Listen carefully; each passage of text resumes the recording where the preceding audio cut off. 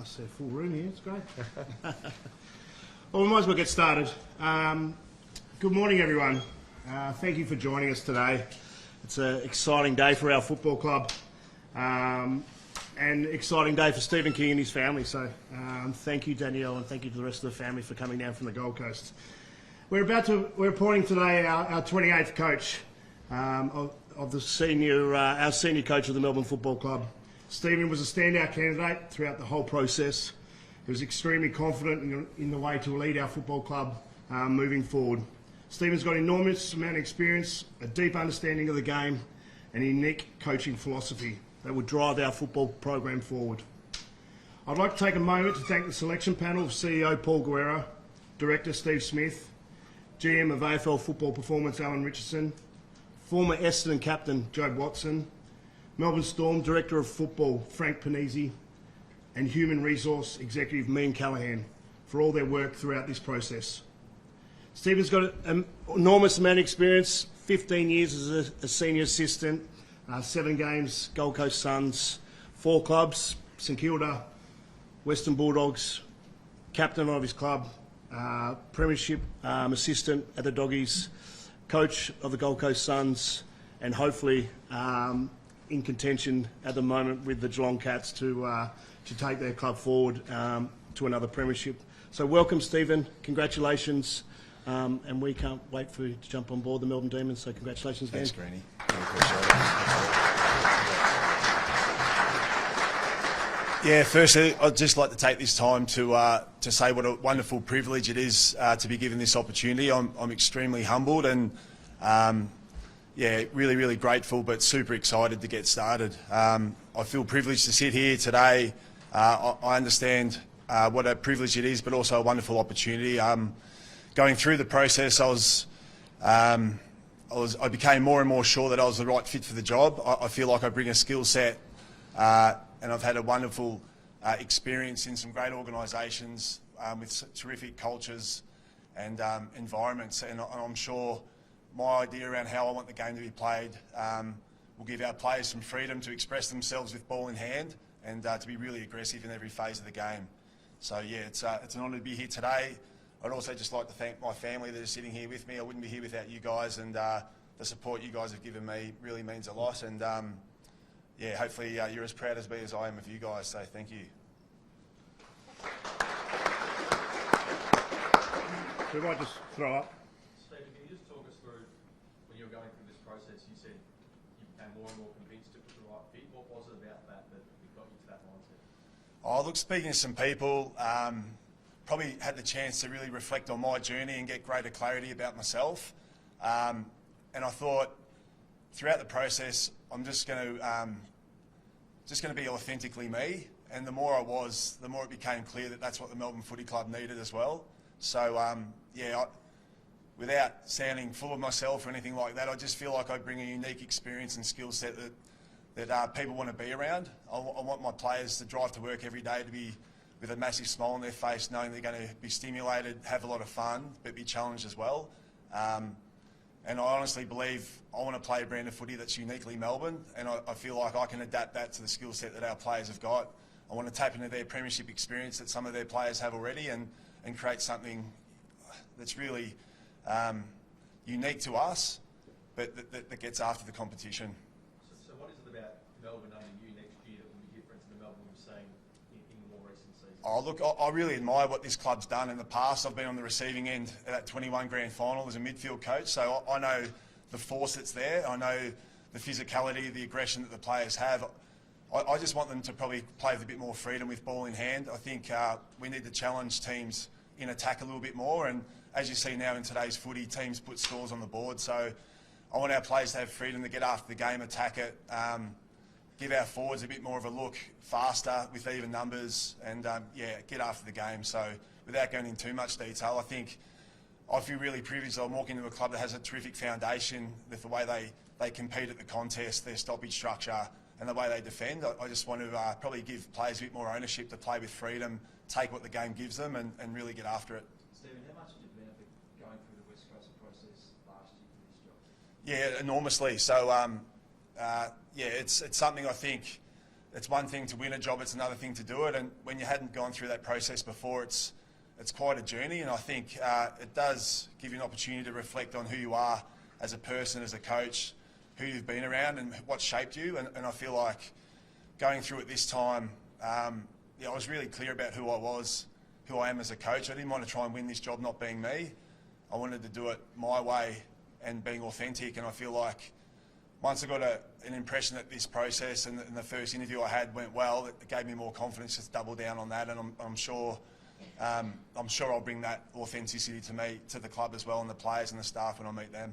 When did you know you wanted to be a assistant coach? I mean, you achieved so much as a player, but when did coaching become a goal for you? Oh, look, I think I've always loved being around footy clubs. I love people. To me, I've had the greatest experience in footy. I feel really humbled by what I've been through and the experiences and the environments I've witnessed. So I want to share that with others. And I feel like probably my career didn't finish the way I would have wanted, playing twos at Sandringham when I was on St Kilda's list, and going through that controversy probably kick-started, ignited with me the passion of coaching and make others better around me, young people. And that's probably then. I wanted to stay in the game for as long as I could. Obviously, over time, when you get experience, you start building a bit of a resume of coaching. You have ambitions to probably try and be a senior coach. I'm acutely aware that those opportunities don't come around too often. Timing, the environment that you're in, you need a bit of luck on your side as well. But the one thing I did know, I wanted to be a leader in this industry, whether that be coaching, mentoring, whatever it was. But yeah, look, the journeys I've had across all the clubs I've had and the people I've met have certainly been able to shape me to know I could do this my way. So congratulations on winning the job. You mentioned 2021 and how impressive Melbourne was in that grand final. What have you made of the past 4 years, and has it surprised you that they haven't contended again in that way? I don't really want to comment on the past too much. I think what I will say is I've been part of some programs that, I mean, you need experience, you need to be combative physically, but more and more now it's what you do with ball in hand and how you set the ground up and the shape you have in the ground that allows you to be a really efficient football team. So I think Melbourne chase it and have gotten after certain parts of the game, which they do extremely well, but they can leave you some vulnerabilities in other parts of the ground in the game. So I just want to be a really balanced football team. I want our players to get after each phase of the game, regardless of what position they play, and join in. So yeah, for me, I know this. I know how footy, the marginal, how close it is. As a football club, we should be striving. I hope our players are sitting here today really excited about what's in front of us, because it's a marginal competition. We'll be chasing to get back to contend again and get after the competition. The eight bosses sitting next to you have said at different points that you expect this club to play finals. Is that where you sit into 2026? Oh, absolutely. I feel like every club should be aiming to play finals, and we're no different. I feel like the position I'm in now, I get the opportunity to work with players that have experienced it and done it before, and I feel like a lot of clubs haven't got that experience. So obviously it's a lot of hard work and the competition's fierce, but it is so marginal. To lose 6 games by under 10 points last year, if bits and pieces go your way, things can change really quickly. So yeah, we'll be chasing to be a contender in September again, that's for sure. The club said that they want to make some point well before trade period, so that the senior coach can have a say on the strategy going forward. So you become familiar with the list, I suppose. Are there any areas that you want to go to work on particularly? Oh, look, I think for me, yeah, I'll be meeting with the list management team later today. I've obviously done a lot of research on the list before, applying for this position. So again, I really admire with what's happened here in the past. I think the experience that we've got here, I want to try and keep those experienced players here for as long as possible, because premiership players don't grow on trees, and to have them on your side while you're bringing in the youth of tomorrow and today, that's going to be a really important part of the way I want our team to play. So yeah, that'll be something we'll probably play out in the next couple of weeks. You say the experienced players, Clayton Oliver, Christian Truck, they're two names that often get brought up around where they might be next year. You want them to be double players going forward? Yeah, look, absolutely. They're both superstars of the competition for what they've done. So to get the opportunity to work with those guys and get them back to playing their best footy would be something that I'd pride myself on as a coach. Have you picked up the phone to Sam Flanders? Oh, not yet. No. Look, I've got a lot of connections around the industry. I mean, yeah, if anyone would love to join this big club, I'd be, obviously a huge part in that. So, I mean, Sam would be an amazing player at this footy club, that's for sure. But look, I've just sort of sat down here today, and my main thing was probably trying to respond to as many messages as possible over the weekend from everyone around my journey, but more importantly getting in touch with the players that play here at Melbourne. You pick up the phone to Charlie Spark, go and have a chat to him about why he wanted to leave the club? Oh, look, not really. I think for me, I'll sit down with Lammy, Jace Taylor, Richo today and have a chat around where everything sits. But for me, sort of working in the past of what's happened, I'm not really interested too much in that. That's the things that have done and have happened, and I'm about moving forward. What was your conversation like with Christian Sharkar? What was your conversation like with Christian Sharkar? Oh, look, I've only been on text message at the point in time, so yeah. Just on your plan across the next potential fortnight, is your plan to see out the final series with Geelong, and if so, did you contemplate stepping away from the program? Look, I've dedicated myself today to Melbourne, and then I'll be driving down the highway at 5:30 tomorrow morning to be straight back into that. So probably watching the finals on the weekend and watching the Adelaide Hawthorn game gave me a bit of normality to get back and code that game and prepare our players at Geelong at the moment for what's coming up on Friday night. But I think it's a credit to both organisations, the level of respect they have for one another, and to allow me to finish this season out. It really means a lot to me. I personally wouldn't have felt right for me just to abort that now and jump straight in. So, but also it's uncharted for me, so I understand the significance of this role as well. So I was really guided by Paul and Steve Hocking, and I'm glad two clubs that respect each other could make that decision. Do you feel better equipped than most for the trip to Casey? Oh, look, I drive an hour a day to get to work now, and honestly, it's the best hour of my day because I know what environment I'm driving to. So I'll make sure a 35-minute to Casey, I'm going to make sure the environment the players walk into is fun, and we all look forward to getting there. Brad and Paul, what was it about Stephen that stood out? Because you had a number of really impressive contenders, I would imagine, and then to make this appointment so quickly before prelim week even, what was it that stood out? Yeah, I think this process started 5 weeks ago from the decision of Simon. It doesn't happen just straight away in a week. So it's a thorough process. I think Paul has said before, we've spoken to over 30 coaches around the league to get down to a quality field of 6, and obviously then Hayden Skipworth pulled out on the Sunday, and then the week that we went through with the panel, interrogation, as you say, to get the best out of them, and their coaching philosophy and the question answers and the to and froing that we had with not only Kingy but the rest of the panel was of high quality. I couldn't be more impressed with some coaches that are already out there, and in the end we got our preferred candidate, which is great. So what was it about Stephen that made him the one ultimately? As you can see today, his coaching, his communication, his coaching philosophy, and his contemporary game style and the way he sees our side playing. I think he showed that in his presentation, and the way he sees our list. He likes our list where it's at, but he can see it getting better. Probably a couple of lines that sum up. We've heard a lot about Stephen's football journey and his football knowledge, and Brad's introduced the experience that he's got and why we liked about him. But at one point, Stephen, mid-response to the panel, said, "I'm the coach that this club is screaming out for." And kind of captured, I think, where we're at as a football club to bring somebody with that contemporary piece in it. And the other comment that shows the calibre that Stephen is, and with his family sitting here today, said if we asked him if we offered you the role of the coach of the Melbourne Football Club, what would your answer be? And Stephen just, you could see the emotion building up, said, "It would be the proudest day of my life, aside from the day I married Danielle, my wife." And it brought home for us, beyond the football piece, there's a quality individual that is now going to be able to leave our football club. And I think those two sentiments give a view in terms of where Stephen's going to help take our footy club and what we love about where our footy club is about to go. Paul, just by reports, you asked Nathan Buckley that same question. If we offer you this job, what would you say? Can you talk us through his response and how that informed your decision? Yeah, it's probably less about Nathan today. We all know Nathan's a quality person, quality coach, and if things go well this week, hopefully he becomes the coach of the Tassie Footy Club. For us today is about Stephen rather than about any of the other candidates. I'll just reinforce though, I think the AFL's in a really healthy position. We saw 5 quality people that we shortlisted down. They're ready to coach, on top of John Longmire, Adam Simpson and Simon Goodwin.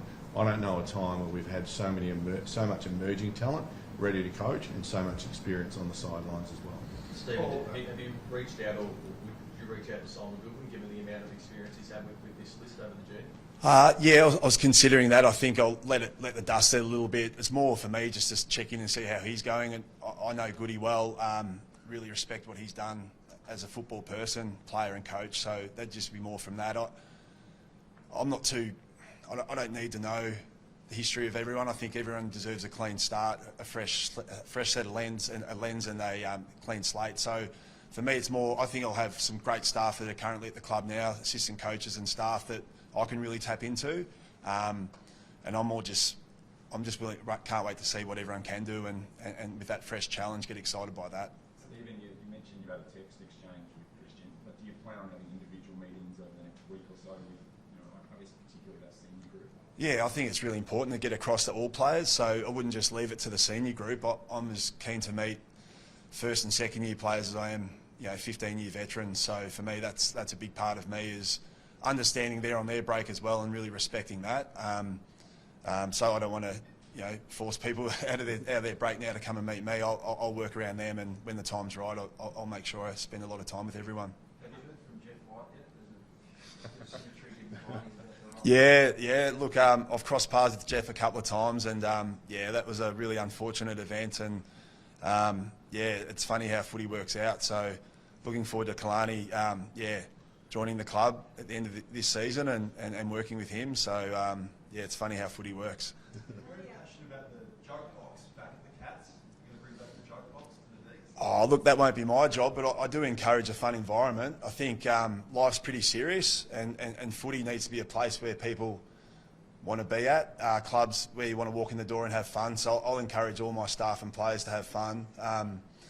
It's a ruthless industry. There's high pressure stakes, but once you walk into a footy club, you should be able to be yourself and have fun. So if anyone wants to, start that back up, I'll be endorsing We it. didn't hear about the joke box. No, we kept that quiet. Stephen, it was obviously a scary moment this time 12 months ago this week.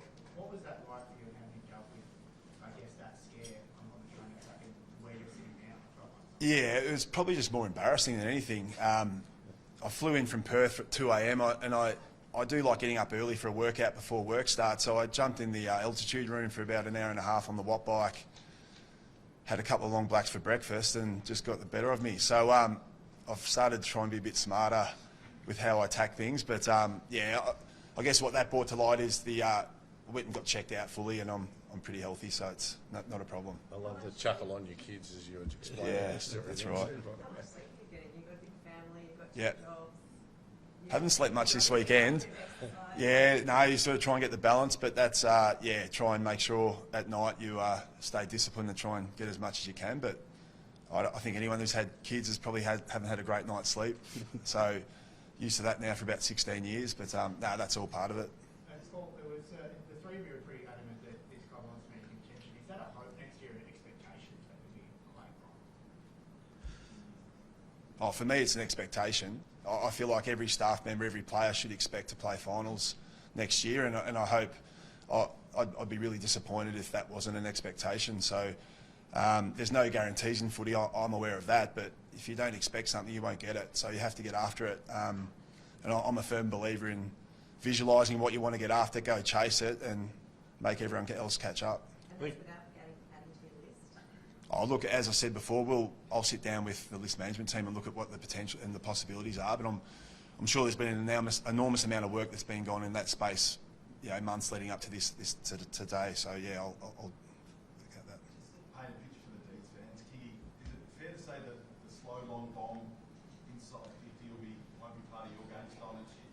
Oh, look, I think now the game's set up so much more in a transition game.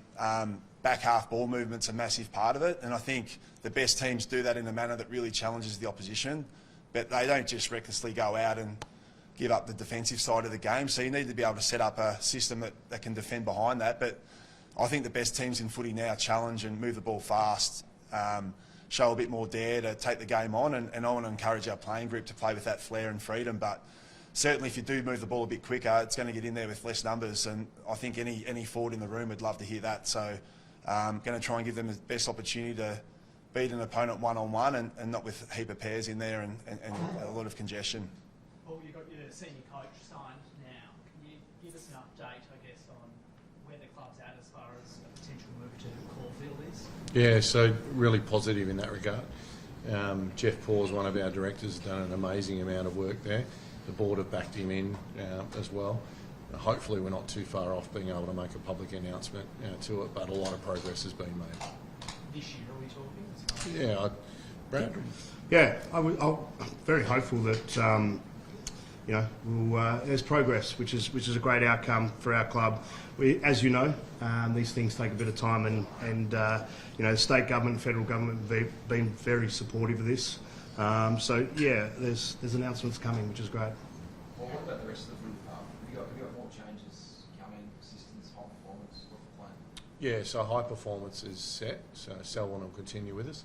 There'll be some change in the assistants. We've already announced that, so there's some room to bring some additional assistants in, and we'll work between Alan and Steve and myself. We'll work through what that looks like as well.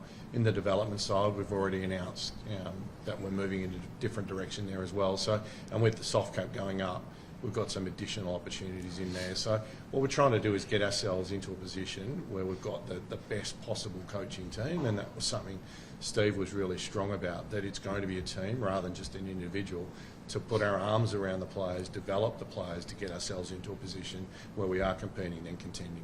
Stephen, can you give us some names of any guys you can bring in? Oh, look, not yet. I was really mindful and respecting everyone that works at this great football club already, and I'm really mindful of relationships that everyone has with one another. So for me, me just coming in might be all the change that's required. I'm big on trusting everyone that works at this club. So if the opportunity came and there was a couple of openings, I'd be happy to go to my network, but I wanted to win this job on my own merits, not with who I'd bring with me. Nathan James has rang this morning after his 6 goals on the weekend. What a comeback, apparently. Experience is good. Yeah. Last couple, if there's any more. Who's been your biggest coaching influence? Oh, yeah, great question. Going through this process, you certainly reflect on everyone, and I feel really fortunate. I've played under Mark Thompson and Ross Lyon, and then I've coached under Ross, Brendan McCartney, Luke Beveridge, Stuart Dew, and now Chris Scott. So I don't want to single any of them out. What I will say is they've all shaped me in some way, one way or another. Different differences, I think. A lot of them probably have taught me about discipline and hard work, what it takes to be a coach at this level as an assistant, but also senior coach. I mentioned the Bevo on text that he gave me the encouragement, and probably around being authentic to yourself, how important that is. You don't have to be a certain type of person to be a senior coach, and Bevo's probably the standout for that, the way he lives his life and goes about business. And then, coming back now to Geelong, 20 years later, from a player to a coach, seeing that environment and just seeing the way Chris goes about empowering his staff and players, having a high trust organisation that allows people to do their jobs and have trust in that. I think footy shifted that way now, where you get the right people in, you put the things in place, and players and staff can just go about their business in a high trust environment, which then ultimately leads to flexibility. It leads to a workplace where people thrive to want to be themselves and get the best out of themselves and others. Thanks all. We'll now head down to the boundary line of the MCG and get some photos. Thank you. Thanks, guys. Cheers. Thanks, mate. What a mum.